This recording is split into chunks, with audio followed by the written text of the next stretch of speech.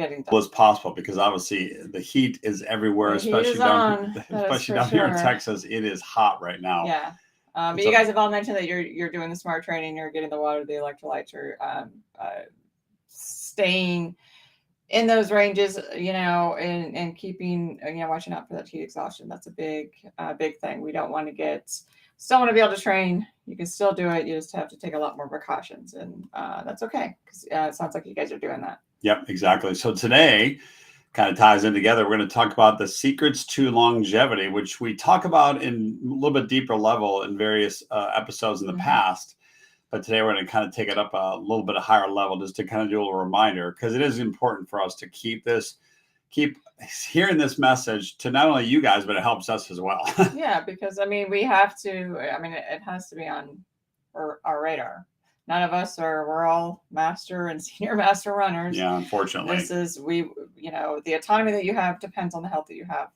That is key. Running's our passion, running's our thing, but we have to look at the overall umbrella of how do we keep going through to live the best years of our lives, into what you guys are already doing, your 50s, 60s, 70s, but also your 80s and your 90s.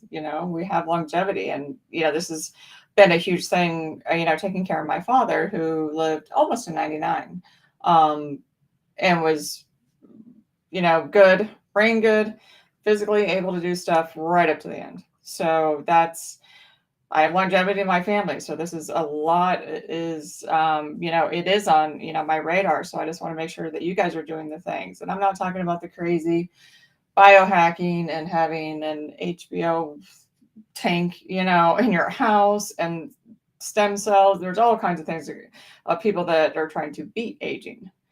We just want to optimize our years. We're not trying to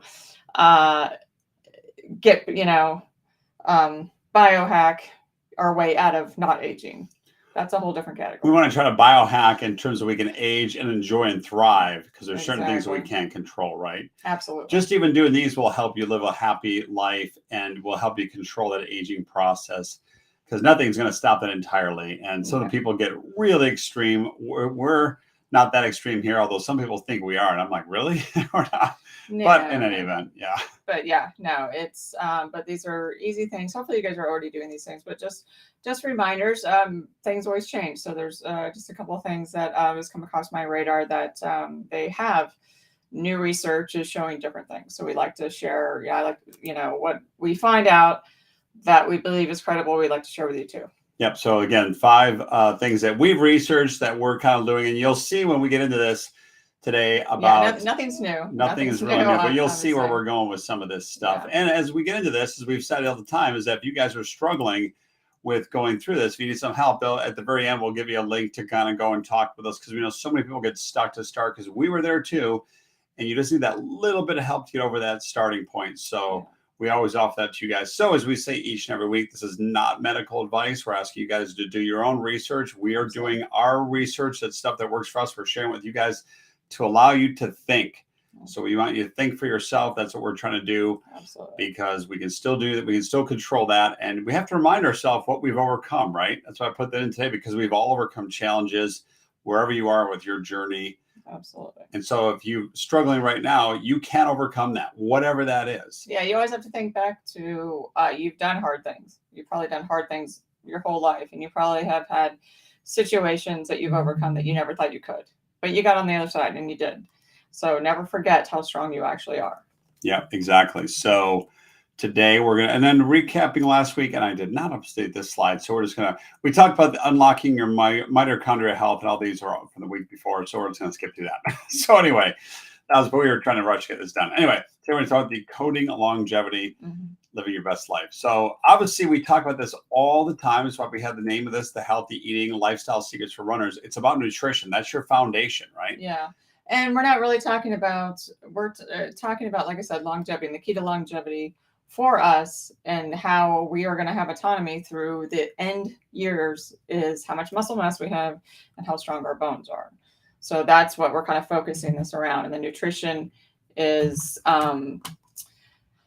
protein. We need protein. We need more protein. You guys even need more protein, because not only are we are older, which, like I said, you guys are rocking it. So it's none of us feel our age. I'm pretty sure about that.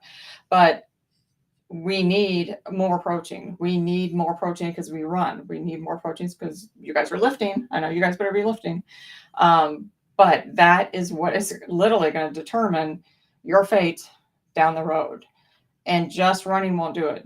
It's good for our heart. It's good for our mental things. It's good for so many things. But we need to have muscle. And now they used to say splitting it up evenly for quite a while is how your body did best with protein. And now they're saying the biggest portions need to be in the morning and the evening, and that needs to be, at least 45 grams of protein.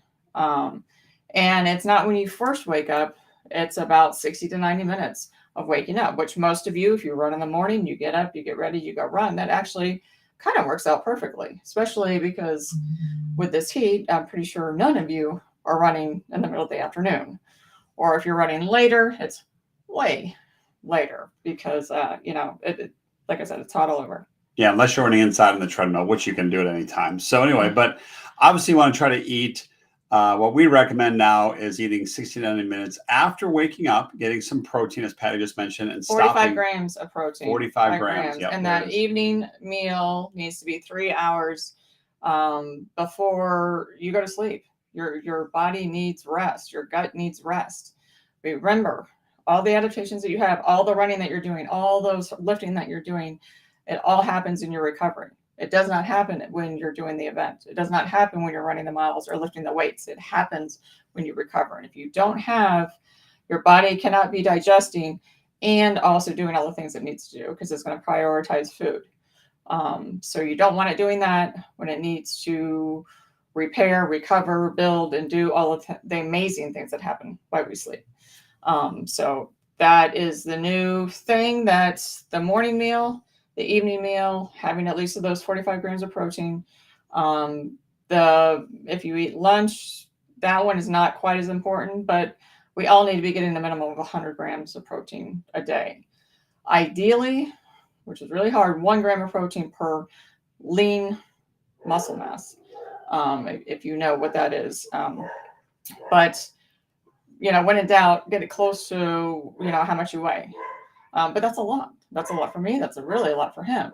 So minimum 100 grams, ideally closer to at least 0.8 of your actual weight in grams. But the crucial times are those morning and evenings. And if you can only get 20 or 30 grams at lunchtime, that's okay. That doesn't seem to have influence things as much with building muscle. And we're talking about building muscle. And I know people are thinking, I'm a runner, I don't need to build muscle. You absolutely need to build muscle. We are all older. We need to build muscle because we are losing it. If you're not actively trying to build muscle, I'm not saying get big. You're not going to become a bodybuilder. Do not worry about that. Men and women. It just doesn't accidentally happen. It will not for any of you. Trust me. Yeah, it's a lot of work. But remember, you are losing it if you're not trying to do. And running is a catabolic event. So we need to build. It's you break down, but you build back. So this is crucial. So this is the things that we're talking about. And 45 grams of protein is kind of a lot in a setting, but not really. It's like we just give a couple examples. Like I said, a veggie omelet, some Greek yogurt is another great thing. You don't hear the dogs barking in the back.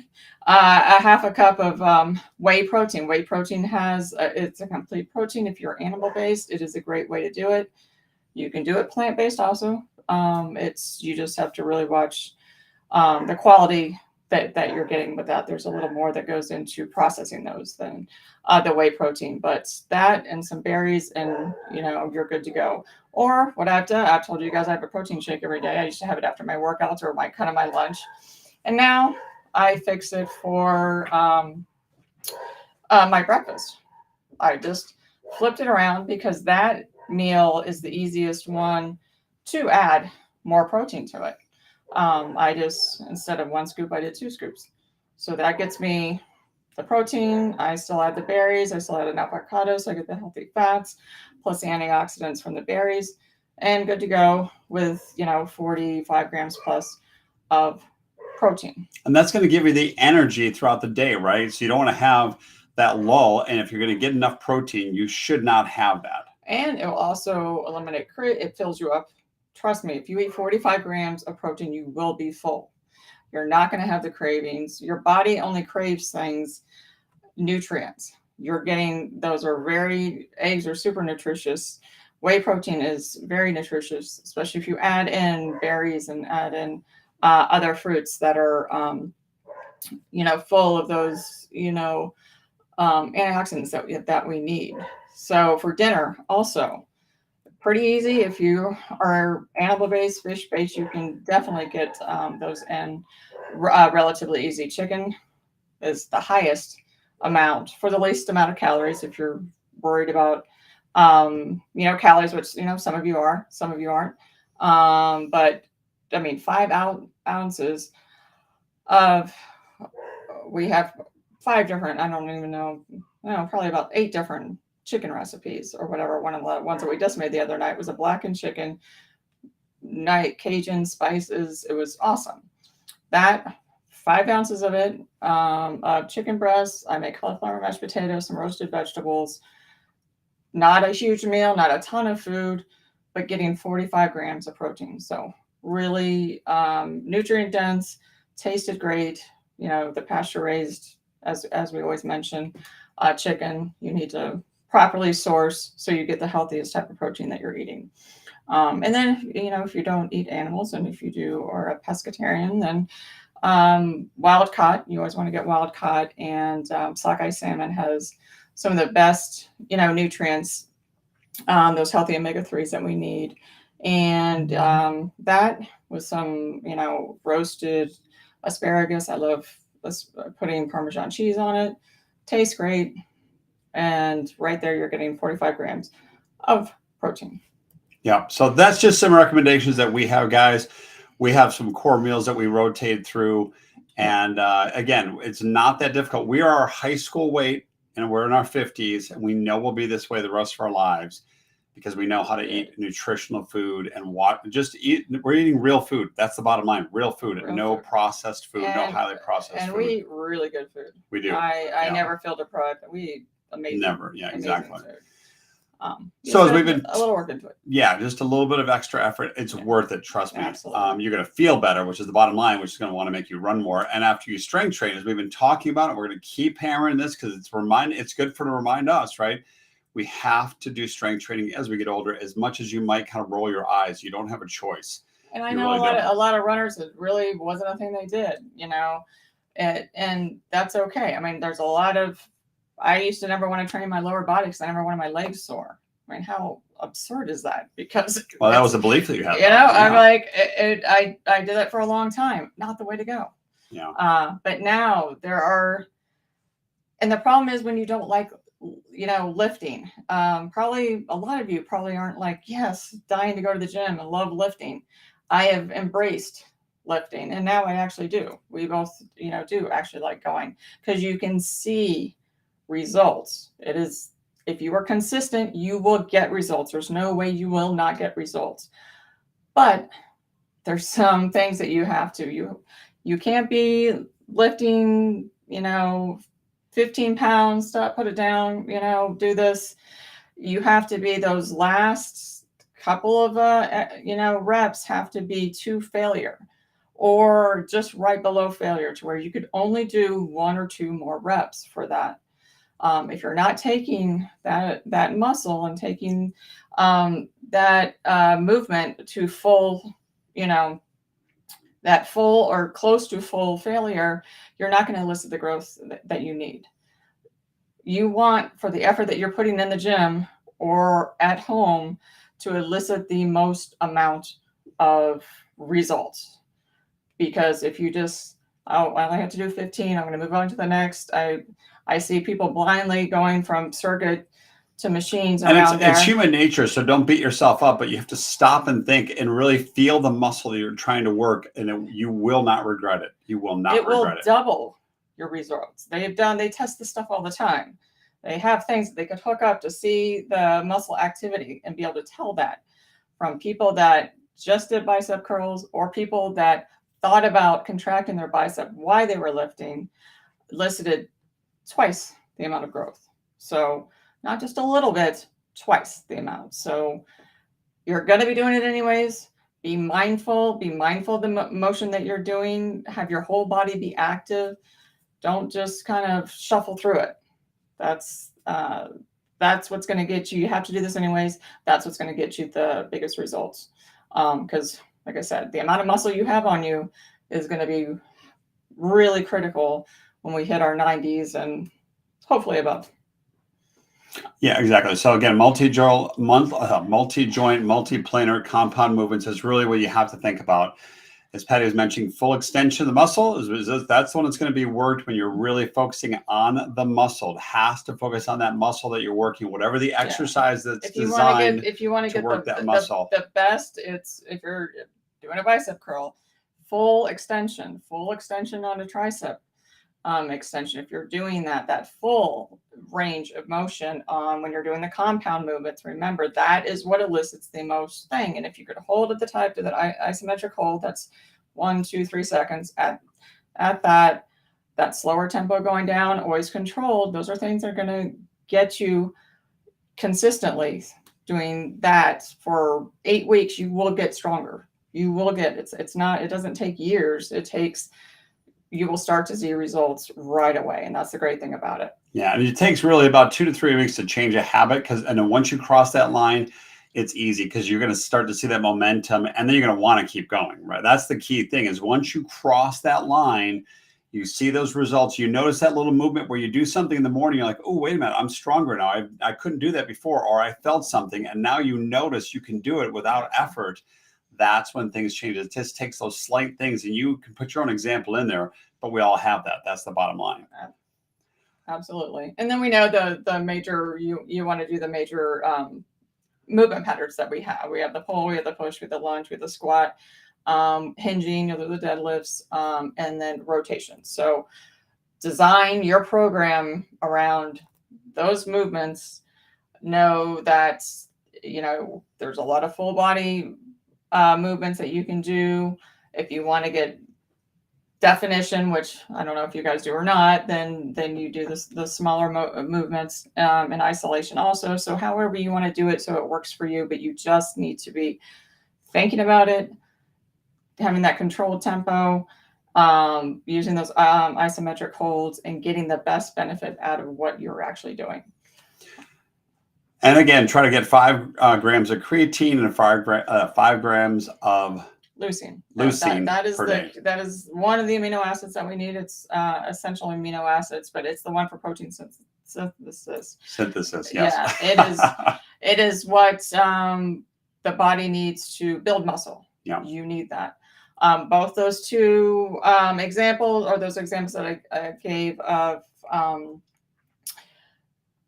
the food or the recipes, I always look at, because I do have whey protein. I have a quality whey protein powder that I use. So I know I'm getting at least 5 grams of leucine, but I track that and I know that there's a lot of leucine in eggs. That's why I eat eggs every day. In the whey protein, there's a lot in chicken. There's a lot in all these different, mostly animal products. So food. So if you are animal based, it does make it a lot easier. Not to say that if you're not, that you can't, but keeping that on your radar. Creatine is not just for bodybuilders. They've done lots of studies in older aging adults and found out that it helped them to maintain muscle mass. So super important, very inexpensive also. So that's another bonus.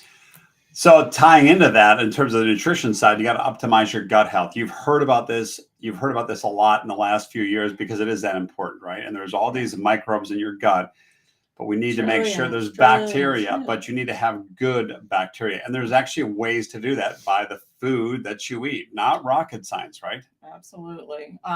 Your immunity, your health, your mood, there's the gut-brain connection is huge. We all know that. So your absorption, it's not how many supplements you take, it's how well your body absorbs it. So, and the key to our health in general is our gut health. And unfortunately, from the Western American diet and all the processed unhealthy food out there, a lot of people have a lot of issues and have a lot of gut issues or whatever, but that a lot of those can be fixed just by eating real food. Yeah, really. And then you can fix so many things by eating real food. Yes, I 100 believe that. And these are just some examples of some probiotic foods right here that we choose to eat. Greek yogurt, kirif. I'm not a sauerkraut fan. My father would love that. I still can't have a hard time with that one. Kefir it's hard to taste. Getting the plain kefir is ideally. If you want K2, you need to get full fat Greek yogurt. It's actually hard to find. It's usually zero fat. But if you want the K2, and that's what you're eating, not only for your gut health, but also for K2, which is important for your bones. And remember, bone density is a huge part of how well we age. That is something that a lot of people don't know. So look for full fat, the kefir and the Greek yogurt. If you can find it, but you're gonna have to look at the label because there's not a lot that are actually full fat. And then, of course, kimchi and pickles are good probiotics. Now, prebiotic foods, chicory root, asparagus, which we have almost all the time, asparagus. Artichoke. And that chicory root is kind of a coffee flavor. I've never really worked with it. It's more kind of supplements, but definitely something, we found asparagus, garlic, and onions are something that we have on a regular. Garlic and onions we have pretty much with every meal. It's going into something. So a lot of these things that you can incorporate that are not only going to, preload, your body for being able to absorb that, but also work with the good gut bacteria, because you have, like I said, trillions and trillions of them. So you want them to be the good kind, not the bad kind, because if they're the gram negative or the bad kind, that could be wreaking havoc all over the place. Yeah, exactly. So that's just something to focus on, just some ideas. And then, of course, we talk about this. We've had sessions on this because it's so important, is optimizing your sleep. Trying to get into a circadian rhythm. I know it's hard with all the stress that we have today in our lives. It is.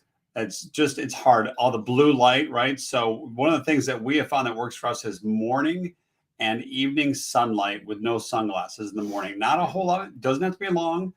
Not like you're looking at the sun, but you're just out without sunglasses early, before it gets to the peak of the day, because then it's too bright. You're going to need to have some eye protection at that point. Exactly. That's what we do, by the way. If it's bright sun, 5 minutes. If it's cloudy, 20 minutes.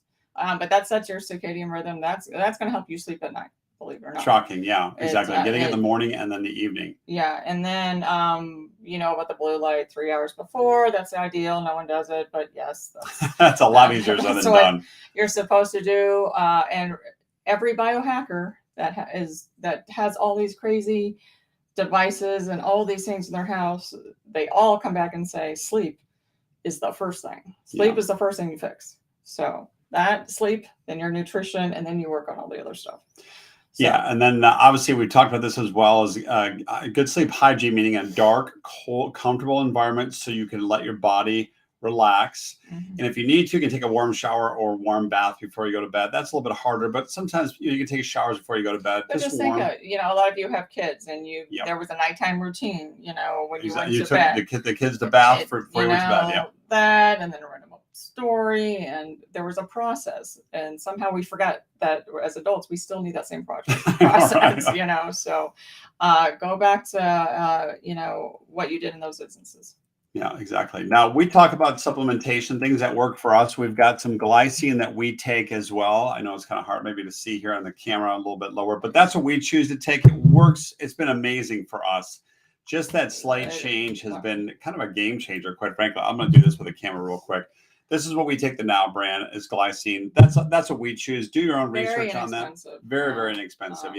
But 3 grams 1 hour before bedtime. You need to lower your body temperature by about 2 degrees to be able to fall asleep. Glycine helps with that. We take it throughout the day because it also helps with a lot of other things too. But optimizing for sleep, 3 grams 1 hour before bed will lower your body temperature and help you get to sleep. And the other thing that's really worked for us is taking magnesium, a supplement. Works for us, right? 300 to 400 milligrams. Glycinate. Glycinate. Yeah. I think Google autocorrected that. Yeah, it did. Oh well, but glycinate, Yep. or glycinate. It is. There's 7 different brands or types of magnesium, but that's the one that actually is for sleep and for optimizing sleep. So we know we need magnesium. It's one of the electrolytes. It's a huge part of not getting muscle cramps, but also being able to sleep well. So. Yeah, and it also helps keep you regular too. At least it does for us. That's been another game changer. And of course, exercise, right? So we recommend, this is what we do, I should say, 350 minutes a week. But if you think about that, you're running. Studies are showing that it's not just that 150 a week, that for optimal heart health and everything, it's like 350, moderate to vigorous. So we're runners, we're already doing that. So yeah. You're ahead of the curve on that one. So yeah, exactly. And then obviously you can incorporate as a suggestion a HIIT workout, which would be the same as doing your sprints, doing your interval training, doing that. So pretty much if you're running at all, definitely if you're following a training program, you're already getting that part of it. And that, and you guys have even mentioned, that running helps you sleep. It does. It literally does. So. It does us as well. So, and the last one, which is the most important, again, easier said than done with all the stress we have in our lives these days, is stress management is critical. Some techniques that we do are some breathing called the box breathing. We've talked about this. You go 4 by 4 by 4. 4 in, hold for 4, out for 4. You just kind of keep cycling that through, right? Yeah. That's called the box breathing technique. It works well for us. And you can stretch out to the 8 by 8. There's different versions of that. Yeah. Tons of different. But just get you started. You've probably noticed this subconsciously. If you're ever in a stressful situation, just slow down your breathe. You calm yourself down, and that's just a version of it. Just gives you a little bit of a disallows your brain. Your brain doesn't understand what kind of stress is and doesn't decipher. It just feels stress, danger, sends the alarms. Breathing tells your brain that everything is okay. You don't need to. You're not getting attacked by a bear or something. You don't have to run from whatever threat is out there. Breathing is the first thing that allows, like I said, tells your brain that it's okay. You don't have to release all the cortisone. We don't have to do the fight or flight hormones, released in that. So that's a big, big part. And tying it into that is some meditation. I know a lot of people think that's kind of woo-woo where you have to do this. You don't have to do that. Even just sitting quiet and thinking for 5 or 15 minutes in the morning to kind of set your day, it's a big deal. I do a lot of stretching in the morning, and that's when I'll do it. And you can listen to it. It can be guided meditation. It doesn't have to be, like I said, people have some misnomers about it, that you have to be not a thought in your head and, sit there in a dark room by yourself. Now there's lots that works of ways. For some people. That doesn't work for me. There's just different versions of it. It's about clearing your head and setting expectations for the day. Absolutely. So good way to start the day. Yeah. With exercising. We've talked about this as well, maintaining healthy relationships. Which means you have to eliminate toxic relationships. We have all done this where you've always kind of thought about it and you just not made that decision. And when you rip the Band-Aid off, I will tell you, it's going to feel amazing. You just have to, and if you can't for some reason, just distance yourself. But a lot of times you can, especially if they're friends, just distance yourself or just cut it out. Yeah. And a few months about it. No, don't be mean about it. No. You choose where your energy goes. Exactly. You want your energy going towards your healthy relationships, because in the end, it's your relationships and your health that are going to matter. Decide. Exactly. Yes. Absolutely. And we got to focus on what we control. Again, easier said than done. We don't watch the news at all, mainstream, especially mainstream media. I heard a survey that came out today. Again, there's various surveys or polls that are done. It said that the mainstream media is trusted, all the major networks. It's 6, 7, and 7.5%. That is it. That's how much people trust it. So I was like surprised to hear that. I was actually pleased to say, okay, people are not getting. We know, because we don't have news. They need to sell. It's all propaganda. Yeah. It doesn't matter what side of the aisle you're on. It doesn't matter, right? So they're just trying to get views. They're just trying to get your attention, get views. So they can sell advertising. Anyway, that's separate. But again, just focus on what you can control, right? Yeah. And what you think and what you say. You have no control over anybody else. Yeah, that's true. The biggest stress that people have is trying to control other people or trying to make them do something. No matter how you want it, no matter how good it is for them, no matter what it is, you cannot make anybody else do anything. Yeah. All you can do is control what you think, what you say, and what you do. So stay in your lane, do that, and you'll be fine. Yeah. Again, practice gratitude. Every morning, I'm grateful for this one. As many times as we have some conversations, I'll say, but I'm grateful for her every day. And this is something that's, again, easier said than done. But if you write down, actual write with a pen and paper, there's a reason for that, because all the muscular, all the neurological things that have to happen for you to write, and you get a feeling then, and that's the reason, and that's going to help impact that gratitude that you're writing down, right? So yes, because we all can be grateful for something. Absolutely. No matter what's going on, you can always find 5 things that you can be grateful for. Yeah, exactly. And practice altruism. We talked about this. A lot of times just volunteering, whether it's at your local church, something of nature, a race, you can go volunteer to race. I mean, with people, there's so many things you can do at those types of things. Mm-hmm. And again, it's going to feel good when you do that, right? And so just even the simple thing of opening a door for somebody is a practice or a form of that. And it's going to make you feel good. Getting in the habit of doing those things. It really, when you do for others, you feel better. You can make one person smile. That's a nice thing to do in that regard. So, and this is the hardest one of all. We're guilty of this, but it's just human nature as well. But if you need it, you got to ask for it. And a lot of times people are afraid to ask their family and their so-called friends. That's why I would encourage you to seek outside. There's a lot of people out there. There's a lot of programs, a lot of coaching offers out there. People that will help you. They're outside of your circle of influence per se. And sometimes you need that, which is one of the reasons why we offer this to you guys, because sometimes you need that outside set of eyes and ears to listen to you and give you that different perspective. All it is you're looking at something completely separate or different angle.